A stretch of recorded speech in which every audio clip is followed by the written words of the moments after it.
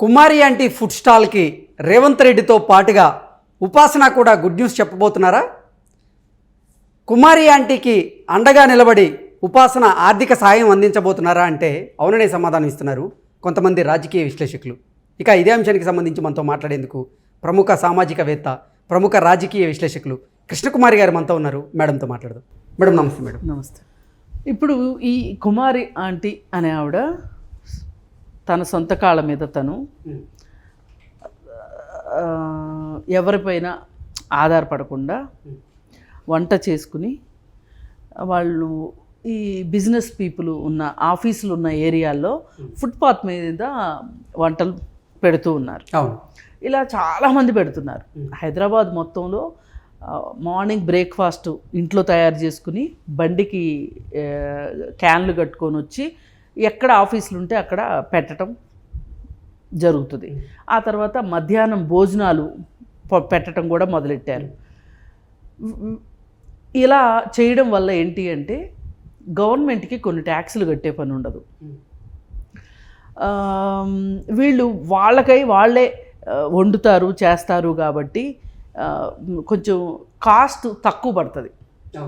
Food వాళ్ళకి తయారీకి ముడి సరుకులన్నీ వాళ్ళు తెచ్చుకుని ప్రోడక్ట్ని తయారు చేస్తారు కదా, వాళ్ళే తయారు చేసుకుంటారు. దానికి సంబంధించి ట్యాక్సులు కట్టే పని లేదు కాబట్టి ఇది ఒక రకంగా ఏమవుతుందంటే వాళ్ళకి చవకగా ప్రోడక్ట్ తయారవుతుంది. ఆహార పదార్థాలు చౌకగా తయారవుతాయి వాళ్ళకి. అవి తీసుకొచ్చి కస్టమర్కి అందిస్తారు. వాళ్ళకి ఏంటంటే వాళ్ళు కష్టపడిన దానికి, వాళ్ళు తయారు చేసిన దానికి, వాళ్ళ ముడి సరుకులకి ఎంత అయిందో చూసుకుని ఇంకొంచెం లాభం వేసుకుని కస్టమర్కి ఇచ్చేస్తారు. ఆ రోడ్డు పక్కన తినేవాళ్ళు ఎవరుంటారు? వాళ్ళు పేదలే ఉంటారు. వాళ్ళు స్టైల్గా వెళ్ళి హోటల్లో కూర్చొని, ఏసీ హోటల్లో కూర్చొని అక్కడ కట్టే జిఎస్టీలు, ఆ హోటల్ వాళ్ళ లాభాలు అవన్నీ లేకపోకుండా రోడ్డు పైన గబగబా తినేసేసేసి వెళ్ళిపోతారు. ఇలా ఇది ఉభయతారకమైన విషయం. ఇటు వీళ్ళకి గిట్టుబాటు అవుతుంది, కస్టమర్కి గిట్టుబాటు అవుతుంది. ఈ విధంగా ఈ వ్యాపారం నడుస్తుంది. ఒకప్పుడు ఇట్లాంటివన్నీ హైదరాబాద్లో ఎక్కువ ఉండేవి కాదు, కానీ బాంబే అట్లాంటి కమర్షియల్ సిటీస్లో బాగా ఉండేవి అట్లాంటివి. ఇక్కడ లేదు.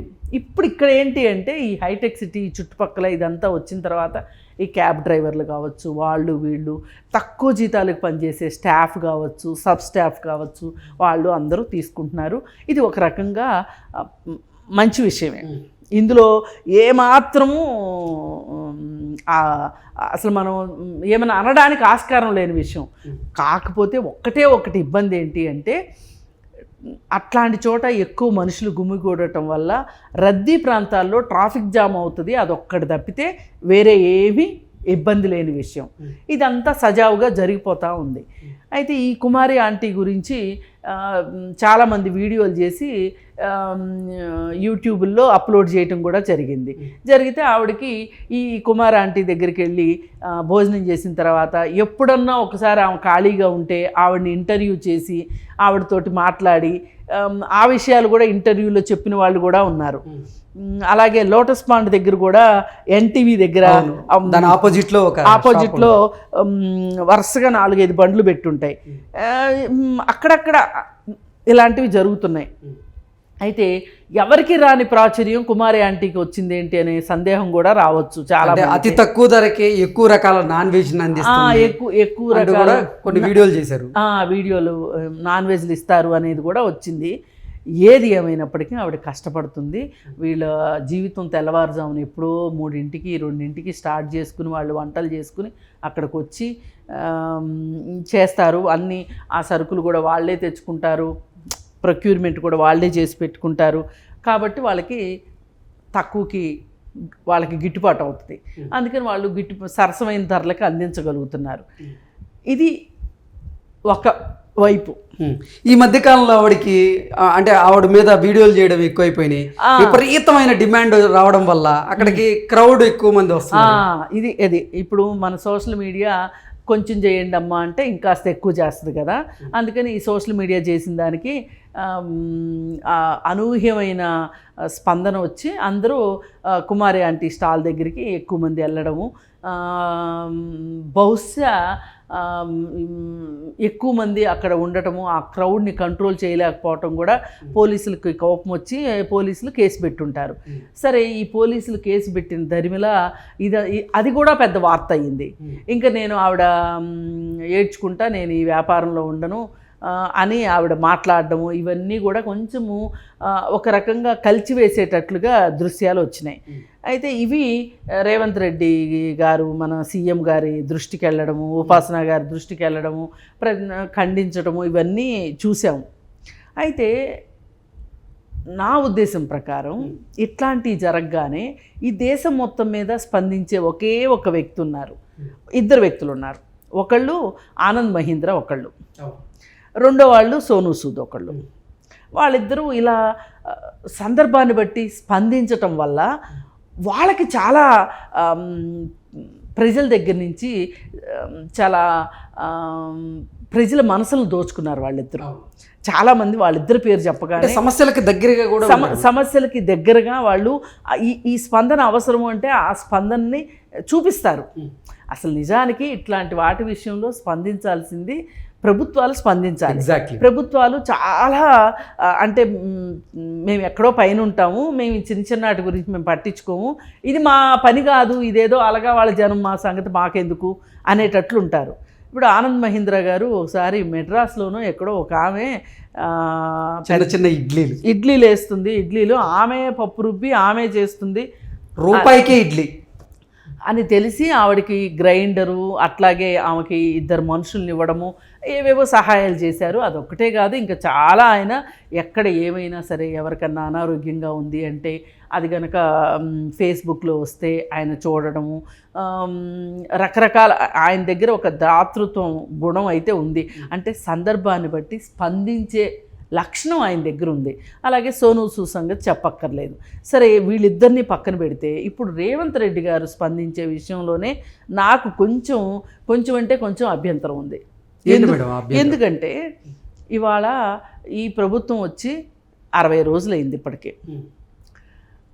60 రోజుల్లోనే మీరేమి పీకి పాకాన్ని పెట్టారు, పీకి పందిరేశారు అని నేను అనబోట్లా.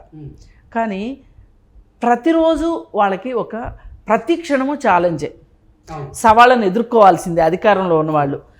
అవి ఒక్కొక్కసారి తక్షణం స్పందించాల్సిన సవాళ్ళు ఉంటాయి, కొన్ని వాళ్ళే స్పందించాల్సిన సవాళ్ళు ఉంటాయి, కొన్ని సందర్భాల్లో వాళ్ళు వేగవంతమైన నిర్ణయాలు తీసుకోవాల్సిన సవాళ్ళు ఉంటాయి.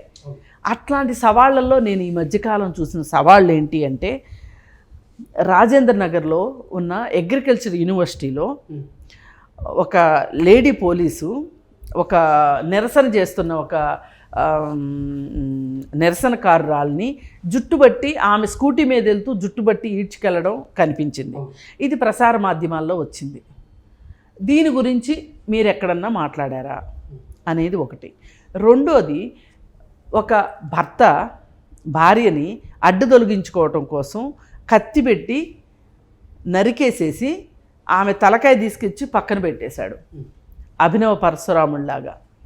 మరి దాని మీద అది చాలా చిన్న విషయం అనుకుంటున్నారేమో, కానీ అలాంటి సంఘటనలు సమాజంలో ఇలా భర్తల దగ్గర ఇబ్బందులు పడుతున్న మహిళలు ఎవరైతే ఉన్నారో, అలాగే గృహహింసకు సంబంధించి కేసులు వేసిన మహిళలు ఎవరైతే ఉన్నారో వాళ్ళందరూ ఒక రకంగా ఉలిక్కిపడ్డారు. సామాన్య పౌరుల కంటే కూడా, సమాజం కంటే కూడా వాళ్ళు ఎక్కువ ఉలిక్కిపడ్డారు. ఎందుకంటే వాళ్ళకి చాలా సిమిలారిటీస్ ఉన్నాయి. ఏంటి, వీళ్ళు గృహహింసకు గురవుతున్నారు, వీళ్ళు కూడా కోర్టుకి పోలీస్ స్టేషన్స్కి వెళ్ళి కేసులు పెట్టారు, ఆ పోలీసులు సకాలంలో స్పందించలేదు. ఈ భర్తలు నువ్వు పోలీస్ స్టేషన్కి వెళ్తావా అని ఇంటికి వచ్చిన తర్వాత ఇంకాస్త వేధింపులకు గురి చేసిన భర్తలు కూడా ఉన్నారు. చాలామంది భర్తల చేతిలో చనిపోతున్న మహిళలు ఉన్నారు. ఎక్కడో ఓ చోట భార్యల చేతుల్లో హత్యలు గావించబడుతున్న భర్తలు కూడా ఉన్నారు. మరి ఇవన్నీ ఎన్నున్నా ఇవన్నీ ఒకెత్తు, ఈ మెడ మీద ఆ శిరఛేదనం చేసిన ఘటన అన్నిటినీ మించిన ఘటన. ఆ ఘటన మీద ఒక స్పందనని ఎదురు చూసాం. దాని మీద ఇంతవరకు స్పందన లేదు. పోలీసులు వాళ్ళ రెగ్యులర్ ప్రాక్టీస్ ప్రకారం వాళ్ళు చేస్తూ ఉన్నారు. ఇప్పుడు మీకు నాకు వచ్చినంత స్పందన పోలీసులకు ఉండదు. ఎందుకంటే వాళ్ళు పొద్దున్న లేచిన దగ్గర నుంచి సాయంత్రం వరకు అవే చూస్తారు, అదే రక్తము, అదే దారుణాలు, అదే ఇవి చూస్తారు. కాబట్టి వాళ్ళు స్పందించలేదంటే అది వేరే విషయం. వాళ్ళు చాలా మామూలుగా వాళ్ళ వృత్తిలో భాగంగా తీసుకుంటారు. కానీ ఇది సమాజం మొత్తాన్ని ఉద్దేశించిన ఈ ఘటన, భయపడే ఘటన, ప్రభుత్వం వైపు నుంచి ఒక ప్రకటన అయితే రావాల్సి ఉంది. ఇంతవరకు ప్రెస్ మీట్ పెట్టలేదు. ఆ వాళ్ళు విడుదల చేసిన వివరాలు కూడా ఎలా ఉన్నాయంటే, సదరు హంతకుడు ఏవైతే చెప్పాడో, నా భార్యకు 3 పెళ్ళిళ్ళు, నా భార్య నన్ను వేధిస్తుంది, నా మీద గృహహింస కేసు పెట్టింది, పోలీస్ స్టేషన్లో కేసు పెట్టింది, ఇవన్నీ చెప్పుకుంటా వచ్చాడు తప్పితే అవన్నీ ఈ తల నరకేయడానికి కారణాలా? అంటే నువ్వు చేసిన పనిని నువ్వు సమర్థించుకోగలవా? ఆమె ఎన్ని తప్పులు చేసినప్పటికీ కూడా నువ్వు కూడా పోలీస్ స్టేషన్కి వెళ్ళు, నువ్వు కూడా అవసరమైతే కోర్టుకి వెళ్ళు. లేదు అంటే ఈ విశాల హైదరాబాద్లో నువ్వు మూలకుండి నీ చావు నువ్వు చావు, నీ బతుకు నువ్వు బతుకు, ఆమె చావు ఆమెను చావనివ్వు. అంతేగాని ఆమెను చంపే హక్కు ఎవరిచ్చారు? దీని మీద మాట్లాడాల్సిన అవసరం ఉంది. ఇట్లాంటి డిబేటబుల్ సబ్జెక్ట్స్ ఇలాంటివి మాట్లాడాలి. అంతేగాని కుమారి ఆంటీ విషయంలో రేవంత్ రెడ్డి గారు స్పందించకపోయినా పెద్ద తేడా ఏమీ లేదు. అంతకంటే ఇంకా పెద్ద విషయాలు చాలా ఉన్నాయి. అంతకంటే విషాదకరమైన విషయాలు ఉన్నాయి, అంతకంటే బాధాకరమైన విషయాలు ఉన్నాయి. ఇప్పుడు మీరు అంతగా కావాలి అనుకుంటే ఆమె ఒక్కదానికే కాదు, మీరు ఒక కంఫర్ట్ జోన్ క్రియేట్ చేయాల్సింది. అక్కడ చాలామంది ఇలా ఫుడ్ స్టాల్స్ పెట్టుకున్న వాళ్ళు ఉన్నారు. అక్కడ ఒక ప్రదేశాన్ని ఎంపిక చేసి ఆ ప్రదేశంలో పెట్టుకుంటే ట్రాఫిక్ కూడా ఇబ్బంది లేకపోకుండా ఉండే అవకాశం ఉంటుంది. మనము జనాకర్షకమైన విషయాల మీద మనం స్పందించి, మనం చాలా ప్రతిదానికి స్పందించాము అని ఒక మంచితనాన్ని మన ఖాతాలో వేసుకుని చూసుకోవాలి అనుకోవడం రాజకీయ నాయకులకైతే పనికిరాదు. ఎవరన్నా సోషల్ యాక్టివిస్టులు అట్లాంటి వాళ్ళు అలాంటి వాళ్ళు ఏమన్నా మాట్లాడేసేసి అప్పటికప్పుడు తాజాగా మార్కులు కొట్టేయడం అంటే అది వేరే విషయం. కానీ ఇకపోతే ఉపాసన విషయం, ఈ ఉపాసన గారు ఈ విషయానికి స్పందించారు అంటే సంతోషమే. ఇంకా వాళ్ళు గ్రౌండ్ లెవెల్లో ఒక సాధారణమైన మనుషులతోటి వాళ్ళ ఒక కనెక్ట్ కలిగి ఉండటం అనేది మనం ఆహ్వానించదగ్గ విషయము.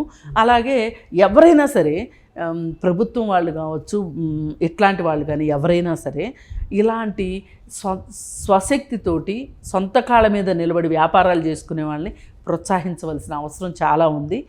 కాకపోతే చూసుకోవాల్సింది ఏంటి అంటే, శాంతి భద్రతలకు ఏమన్నా ఇబ్బంది అవుతుందా, ట్రాఫిక్కి ఏమన్నా ఇబ్బంది అవుతుందా అనేది ఒక్కటి చూసుకోవాలి తప్పితే వేరేగా ఏమీ అక్కర్లేదు. మరొక్కసారి కుమారి ఆంటీకి నా తరఫు నుంచి మిమ్మల్ని ఎవ్వరూ ఏమీ చేయలేరు, మీరు ధైర్యంగా మీరు బిజినెస్ చేసుకోవచ్చు.